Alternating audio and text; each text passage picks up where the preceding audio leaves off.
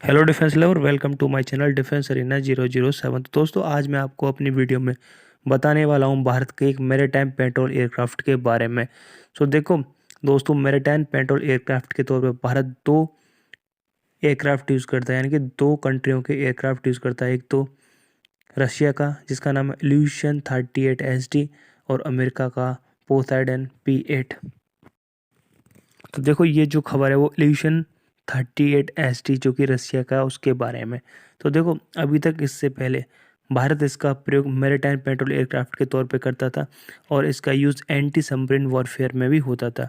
देखो, ये जो एयरक्राफ्ट है, ये अपने साथ 9000 kg तक के disposal store including depth charge, mine, torpedo and bomb carry कर सकता था। यानी कि यह डेप्थ चार्ज, माइन और टॉर्पीडो एंड बम कैरी कर सकता था, लेकिन इसमें कोई भी long range anti ship missiles fire नहीं की जा सकती थी। और भारत ने वो कारनामा कर दिया है, यानी कि इसकी जो मिसाइल फायरिंग कैपेसिटी थी, जो कि नहीं थी, अब उसमें इक्विप्ड कर दी गई। यानी कि अभी 31 जनवरी को भारत ने इस evolution 38SD maritime petrol aircraft से, देखो, रशिया की ही KH-35E एंटी शिप मिसाइल को सक्सेसफुली फायर किया है। आपको बता दूं कि ये बहुत ही अच्छी खबर है भारत के लिए, क्योंकि देखो, जो हमारा पोसाइडन P8 है, वो तो हर तरीके की मिसाइल फायर कर सकता है, लेकिन अभी तक जो इल्यूशन 38SD था, ये मिसाइल्स फायर नहीं कर सकता था।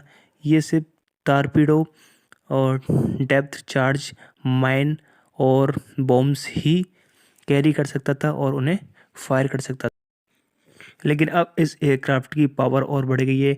ये इन सब के साथ साथ एंटी शिप मिसाइल्स भी अब सक्सेसफुली फायर कर सकता है।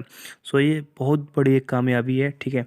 तो अब बात करते हैं इस एयरक्राफ्ट के थोड़े स्पेसिफिकेशन के बारे में। तो देखो, इसका जो रोल है मैंने आपको बता दिया, मैरीटाइम पेट्रोल एयरक्राफ्ट और एंटी सबमरीन वॉरफेयर में इसका यूज़ होता है। डिज़ाइन किया है इसे इल्यूशन ने, और इसकी फर्स्ट फ्लाइट हुई थी 28 सितंबर 1961 को। और देखो, इसका इंट्रोडक्शन हुआ था 1967 में। और इस एयरक्राफ्ट के जो प्राइमरी यूजर थे वो रशियन नेवल एविएशन और इंडियन नेवल आर्म थी। अब बात करें इसकी कितने की संख्या में इन्हें बनाया गया, तो देखो, इन्हें 58 की संख्या में बनाया गया है अभी तक।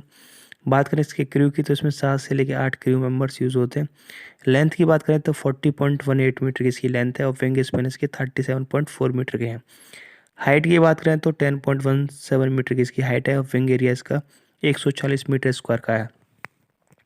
अब बात करें इसके एम्प्टी वेट का, तो जो इसका एम्प्टी वेट है वो 35,500 kg का है, और मैक्सिमम टेक ऑफ वेट इसका 66,000 kg का है।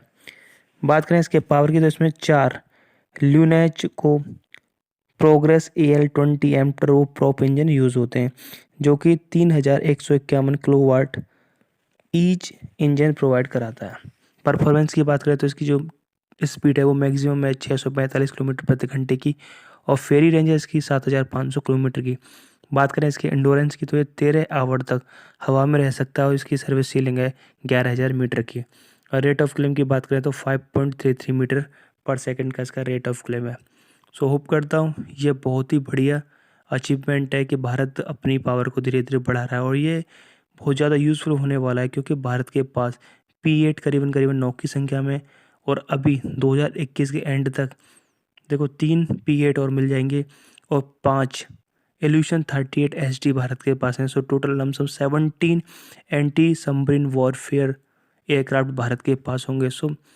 मैं कहता हूँ कि जो हिंद महासागर में भारत की जो पावर है वो धीरे धीरे बढ़ रही है। और आपको क्या लगता है कि जो भारत ने इल्यूशन 38SD से एंटी शिप मिसाइल को फायर किया है, ये बहुत अच्छी खबर है इंडिया के लिए? आपकी क्या राय है, प्लीज़ कमेंट करके जरूर बताना। मिलते हैं नेक्स्ट वीडियो में। जय हिंद, जय भारत।